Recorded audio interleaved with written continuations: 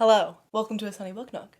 Today we are doing a Marxist, feminist, politics of fiction review of We Set the Dark on Fire by Tehlor Kay Mejia. I've only tabbed the first half of this book so far, and it's because I wanted to look at the character development of our main character from the very beginning of the book towards the exact midpoint where she starts taking initiative. I think our main character operates as a passive character before she becomes an active one.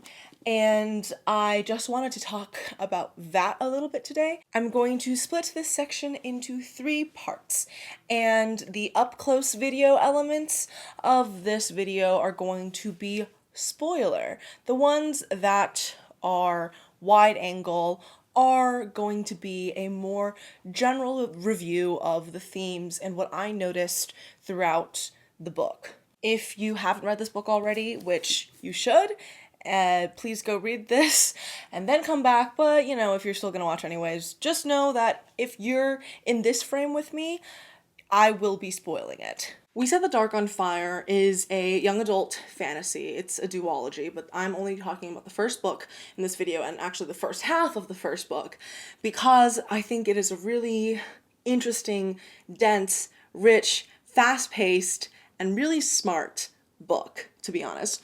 It's also sapphic, like a lesbian enemies to lovers, forced arranged marriage situation, very slay, and it is so deeply full of rich political commentary that I'm so excited to get into in the more spoilery section of this video, which will be the ones that are more close-up angles of my face. So if it isn't a wide angle shot like this one and you haven't read this book, don't watch those parts, hopefully, or if you do, like, just know I will be revealing information that you should not know going into this book. We Set the Dark on Fire is set on a fictional Latin American-inspired island called Medio. In Medio, there is a rich religious and political historiography and lore that informs the class relations of the society today. What is important to know is that it's an island and there's a border wall towards the edges of the island. If you are on the other side of the border wall, you are bad, illegal, poor, not allowed to cross the border wall. If you are towards the edges of the island, poor, trash, not great, but not illegal technically if you have like citizenship, right, if you were born there. The closer and closer you got to the city center, the higher and higher up in class, as well as in like literal elevation you are. So we are following our main character Dani, who is actually from outside the border walls. When she was a little girl, she and her parents crossed the border walls, escaping the guards and evading the law, to settle in a small town on the outskirts of this island called Polvo. And she grew up there until the time that she turned like 12, where she got sent off to a private elite girls' school called the Medio School for Girls, where she trained to become a primera, because in this world, all the elites of society follow this particular like marriage structure rule in which each elite man has 2 wives, a primera and a segunda. The primera, the one who's in charge of being his like basically right-hand woman, like assistant, on top of running the household and assisting him in political and practical tasks. And the segunda, who bears his children, is like very emotional and emotive and beautiful and aesthetic, right? And so our main character Dani is the role of the primera, and she is graduating at the top of her class and is about to be placed into a family, and she ends up getting placed into Mateo Garcia's family, and Mateo is the son of the guy who is the chief military commander of the current president.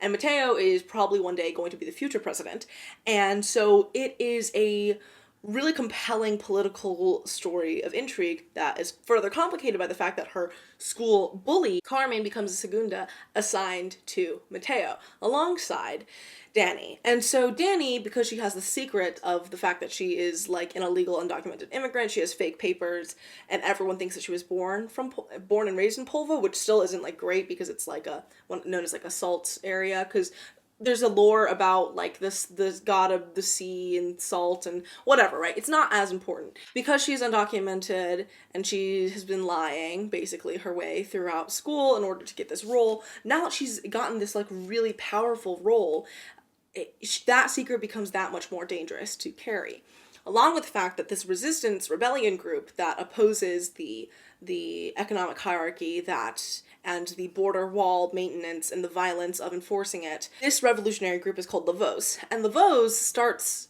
blackmailing Dani because this guy named Soda, who's a very important character in this book, ends up cornering her on the night of her graduation and being like, hey, they have new validation systems for the IDs and yours is not going to make the cut. So here's a better fake ID. Also, you're going to be our spy. She is not cool with this at all because it jeopardizes her safety. I think this book does a really interesting thing about changing motivations of our main character, shifting perspectives of the audience and the reader of these characters and these characters' perception of each other, as well as enforcing this really strong world building that is strong in the way that it points out what is important, which is class relations and class traitorism and gender relations and the ways that people relate to each other on those bases. So I want to talk more about that in the close-up and thus spoilery clips, but I think something that's really important to keep in mind is this idea of the need to survive and assimilate into an existing power system and structure that is fucked up versus trying to rebel against it and the danger in rebellion, as well as the sort of nature of repressing one's true self and identity versus allowing one's true self and identity to exist as it is, and the way that you confront your individual desires within the context of external and community needs, as well as addressing how power ultimately functions in the construction of a world, and one that is dependent on class exploitation and violence. I think this book also does talk about indoctrination of political ideology in this really interesting way because we're in Dani's mind, and Dani at the very beginning of the book says, Lavos was a name you whispered, public enemy number one on the right side of the border wall. They were responsible for the riots Dani had heard about since she could remember. The fires, the dead officers, the violence. Being caught talking to a known member was good for a prison sentence, even if all you did was ask for the time. And this is when she is, confronted by Soda. On page 19, Soda is basically trying to convince Dani to, work for them. So Dani basically says, I know who Lavos is. You're a criminal and you're not here to be my savior. So what do you want in exchange for these? Unlike your friends out there who are so eager to join the ranks of good little upper class dolls, we're in the business of helping people, freeing people. Ask yourself who's imprisoning those same people, torturing them, and sending their children over the wall to starve. It's so easy to join up, so easy to forget the harm being done every day, even when you've seen it firsthand. Dani then says, in her mind, it wasn't her fault people were starving and dying. She didn't have to feel guilty just because she had gotten out. Think about the crimes your precious government condones, not just the ones they punish. Then you can talk to me about who the real criminals are. If we're not all free, none of us are free. You remember that. There was a fire in his eyes when he spoke, a song in his throat, nearly turning his words hypnotic. There was a small part of Dani that wanted to buy into his logic, but Primeros thought with their heads, not their hearts. This was what these revolutionaries did. They made everything emotional. They leaned on pretty words until violence sounded like freedom, until the extreme seemed justified. Save it. I just need to get out of here. I'm doing what I have to survive. I'm not signing up to set things on fire. I think that conversation, the first conversation that Dani has with Soda versus the ones that she has later, compared with the conversations she has with Carmen at the very beginning of the book, which are very much combative, like bitchy, snarky, versus the ones that they have later in the book, reveals a lot of emotional and intellectual growth that relies on reveals of new information and new understandings of and new perspectives on the world. And it's not that our main character Dani is like hasn't gone through shit. She obviously has. She herself is from across the border wall. It's not that she hasn't experienced or seen violence firsthand, violence of the ruling class and structures enforced. And it's not that she doesn't know that.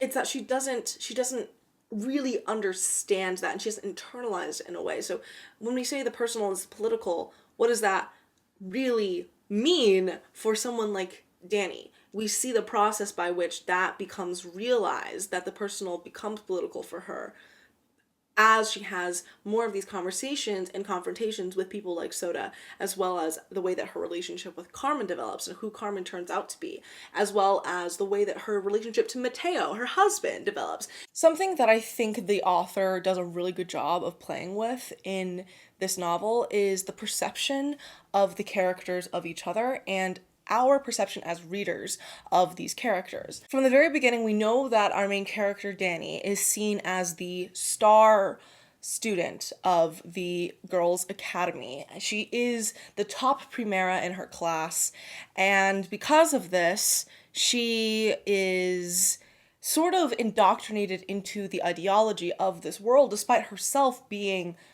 essentially undocumented, illegal, and not technically allowed to be there. And so when she ends up getting blackmailed into working for Lavos, I think that that is part of her radicalization that goes beyond her personal experiences. I think that on a personal experience level, there is a saying that goes, or there's a quote, I think, from Audre Lorde that says that the personal is the political. I think Dani in this book shows to us how the personal is political, and just because one experiences oppression does not mean that one has the intentions, desires, or motive to oppose that oppression, especially when you are someone like Dani who has assimilated into the system for survival. I think Dani is characterized as someone who is morally strong. She knows what she needs to do to survive, and she knows her background and her family. There's so many references to her old hometown, Polto, and so many references to her religion and her gods and her family and her mother throughout the course of this novel, particularly in the first half that I was doing a close reading of. And I think that that very much informs her views in the way that she navigates the world. And that's true for anyone, right?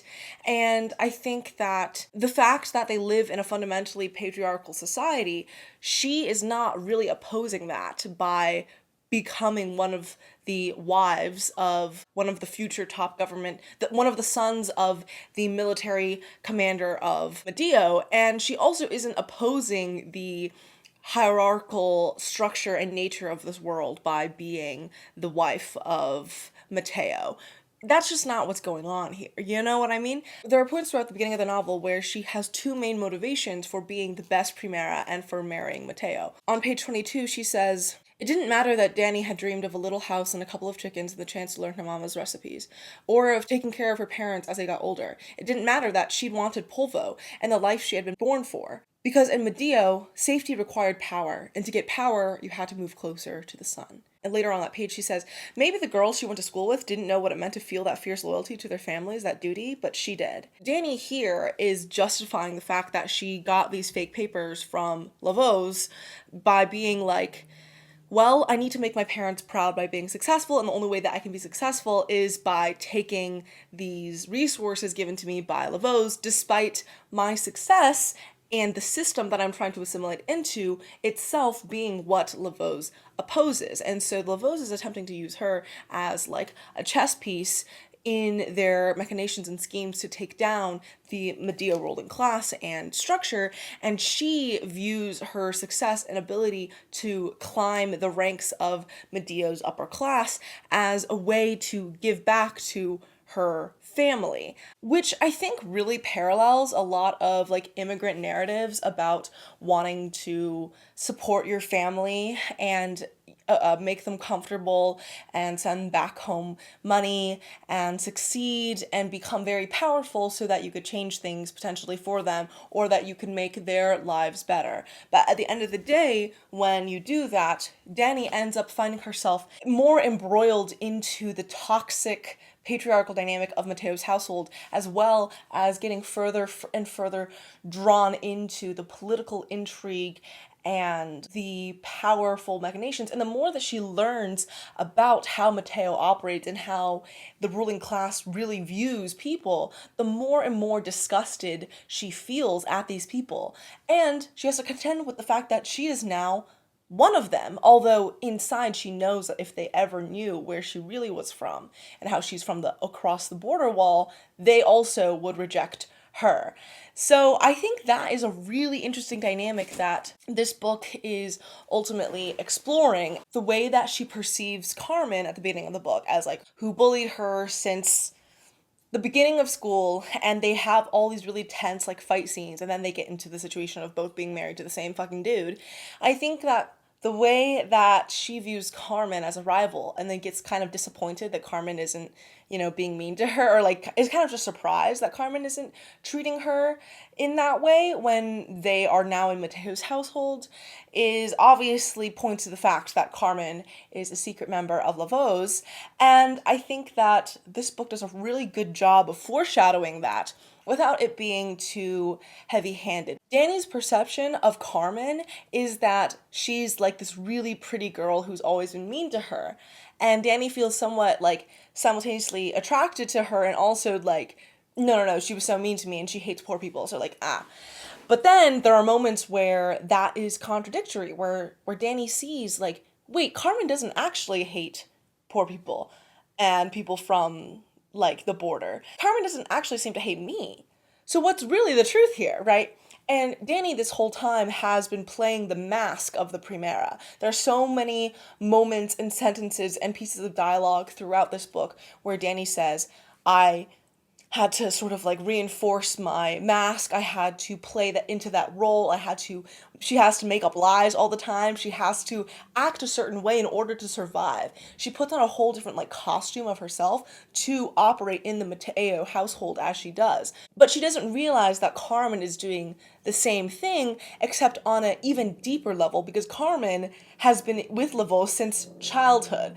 And Dani has only now, after graduating, gotten basically blackmailed into working for this resistance organization. I think Dani and Carmen's relationship parallels the way that Dani becomes like radicalized, and it also shows like the gendered dynamics within this book, in which the way that Soto tries to emotionally manipulate or threaten her into doing what Lavos needs her to do feels, those scenes, all of those conversations and confrontations where he wants something from her and she wants him to leave her alone, but she also needed the resources that Lavos gave her, meaning like the fake papers.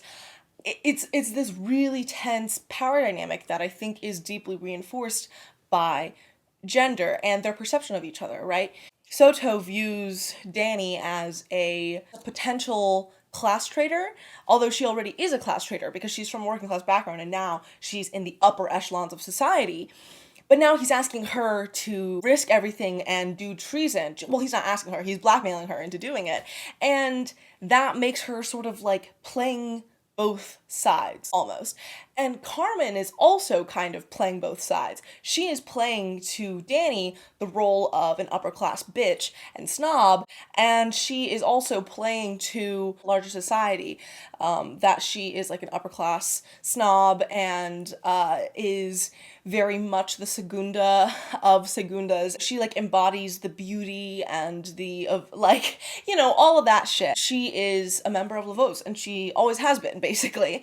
And so she's like playing that, but she also can't reveal the fact that she's a member of Lavos to Dani, despite them both working for Lavos and being the wives of Mateo, who is on the other like extreme end of the spectrum in terms of politics, in which he wants to brutally repress people. I think the conversation where in chapter 12, when Dani sneaks into Mateo's office in order to get the schedule that Sota asked her for, she basically gets found out and busted by Mateo, and their conversation is so interesting. I think all the scenes where the characters are talking to each other are fascinating in this book because they reveal so much about I think, like, different political roles that people can take based off of the way that they experienced life growing up. Mateo is literally drinking, like, his fancy liquor. He's also just, like, very overtly a chauvinist. Dani also notices that Sota is in some ways misogynistic towards her because of the way that he tries to speak to her to convince her to join the cause and to have like a feeling towards the cause. Dani feels very much unconvinced by Lavos and the nature of the revolutionary sentiment because she feels like it's not her personal individual responsibility to oppose in her day-to-day actions or in her roles the upper classes. She wants to sort of just assimilate into the upper classes and hopefully nudge her very politically powerful husband into the direction of making things better for her community back home.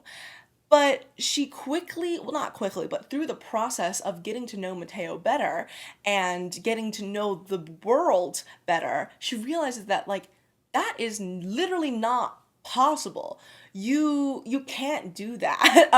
And I think that, in conjunction with her relationship with Carmen, sort of allows her to really wake up to the reality of the stakes and, like, what she would have to give up and the necessary violence of revolution opposed to oppose the inherent violence of maintaining systems of power. On page 172, when she's snuck into Mateo's office and Mateo's busted her and Mateo's like, hey, like, what the fuck? And she kind of is like, oh, I'm so sorry. She appeals to his ego and she's like, ugh. But inside, of course, outside she's like simpering and he eats it up and he starts drinking and he's like, I can't believe this is your first, like, some sort of drink. Although I suppose women don't often appreciate the finer things in life, do they? Not like men do, anyway. And so, like, Mateo says these obviously misogynistic things. They're almost like cartoonishly like sexist, but you know, dudes do act like this in real life and also in the society that this author is building, like that is normal. Sota does not just say these outright misogynistic things to Dani, but Dani still feels slighted because she feels like he's being misogynistic to her by being like sort of patronizing and condescending and trying to manipulate her and trying to threaten her by using like force and power over her. And she kind of compares that to the way that Mateo treats her. But I think that the way that the book frames it and also the way that Dani experiences it, she knows that in reality, like, both of these men have like power over her, but the person that she relates to and sympathizes with is Sota. And I, as a reader, read the moments where Dani is frustrated at Sota for treating her in like a misogynistic way as kind of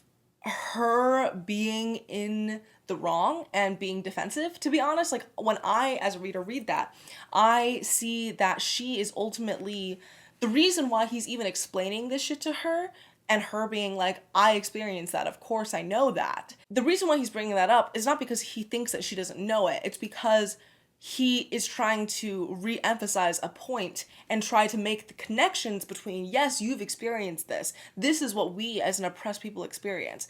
This is why, what's the link between that and then the role that you have now and the systems of power and the access that you have to these systems of power. The least that you can do with your access and the amount of power that you are around all the time is to help us liberate these people. Dani is ultimately, like all other people, a very deeply like selfish person. She's concerned with the livelihood and safety of herself and like her family. And of course she has to be. That's like survival. That's how she got to this place in the first. She got into this role of the Primera in the first place. But it's like she has to battle that out morally within her, and we see that throughout the course of this book. But anyway, back to the scene with Mateo. He says, I swear I'd be glad to see the whole outer island go up in flames if it weren't for this stuff.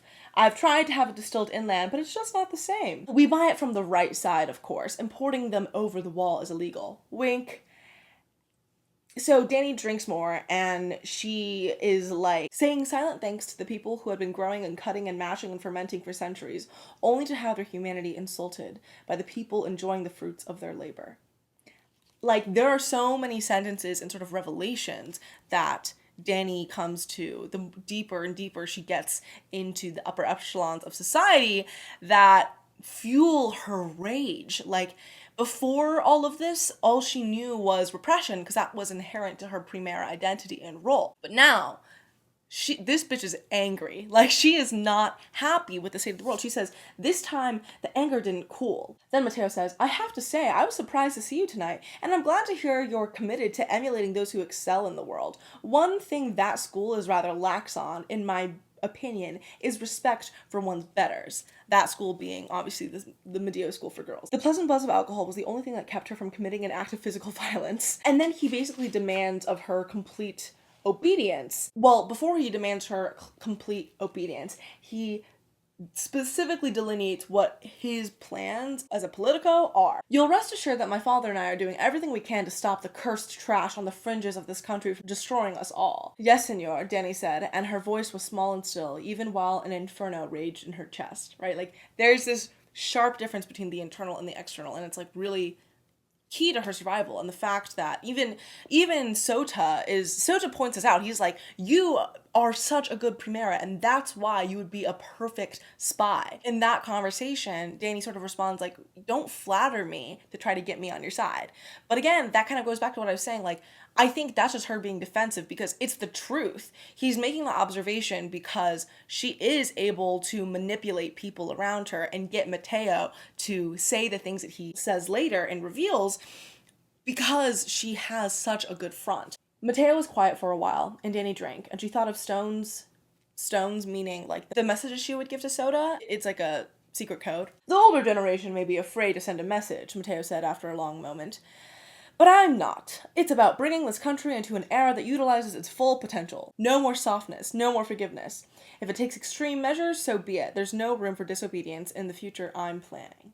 Dani basically makes a comment on the brutality of it, and he's like, yeah, exactly. And then he is extremely brutal towards her. The end of this chapter was so interesting to me because Mateo thought she was powerless, that he could reduce her to a trembling victim with some harsh words and the scent of his breath on her face. But she wasn't powerless, and if she played her cards right, she would never have to be again. Her parents had dreamed of a better life, but they had never sat across from Mateo Garcia and seen the cruelty in his eyes. What would they say if they knew staying safe meant putting a man like that in power, sitting by while he destroyed lives and oppressed people just because he could? That's when she puts second stone on her bedsheet to sort of relay to Soda what Mateo's plans are. And that was the sort of endpoint from which I stopped annotating because that's the end of chapter 12 and it's about halfway through the book. And there's just so much to even talk about in the first half of the book that, like, ooh, I wanted to sort of get into that. Dani is finally, I think, like, connecting the fucking dots, right? And it's taken a lot of convincing for her to get there, but it's also taken a lot of preparation for her to get there, right? To become a primera and to become the wife of Mateo. And once she's been in that role, it's taken her some convincing to play the role of a traitor, but everything around her pushes her to that point. Again, the personal is the political, but her own personal experiences in Polvo and crossing the border wall wasn't enough to radicalize her and make her join La Voz the way that it did for Soda, who experienced that violence firsthand as well, and Carmen, whom we don't know about her yet at this point in the book, but like both of these people are members of La Voz and have been for a while, and their experiences with very similar things as Dani put them in entirely different situations. For Soda, it was working as a La Voz member as a sort of in-between for the different spies and people in the elites that they're blackmailing. Carmen being an undercover girl since she was 12, and Dani being someone who just wanted to work hard and struggle her way up the ladder of the ranks of success. And of course she experiences like what would be considered like microaggressions, right? Where people are like, wow, you worked so hard to get away from those outer island parts, like, ooh, but you know, like, you are our token, like, salt island girl, I guess, so, you know. And so, like, I think that obviously mimics the reality of oppressed people in elite spaces, but I think this book is saying a lot more than just what happens when you have a seat at the table. It's also about burning the table down, right? At the end of chapter 12, she then says, Dani thought of the towns like Polvo being burned to the ground because of suspicious activity. She thought of the people shot at the wall, deemed criminals because desperation forced them to cross a border they hadn't built or consented to. She thought of the children sent back to starve for being born on the wrong side of the line, or forced, like her, to live with lies and ghosts trailing them all their lives. When she placed the second stone, she didn't think of blackmail or her parents. She thought of Mateo and how no amount of privilege or safety was worth letting him win. And that is the point where her intentions shift. Instead of being blackmailed by Lavos or her parents and like the memory of her family being what motivates her, because that's what has been motivating all of her actions leading up to this point, she's realizing the enemy, the real enemy and the real goal is taking down this motherfucker, Mateo, my husband.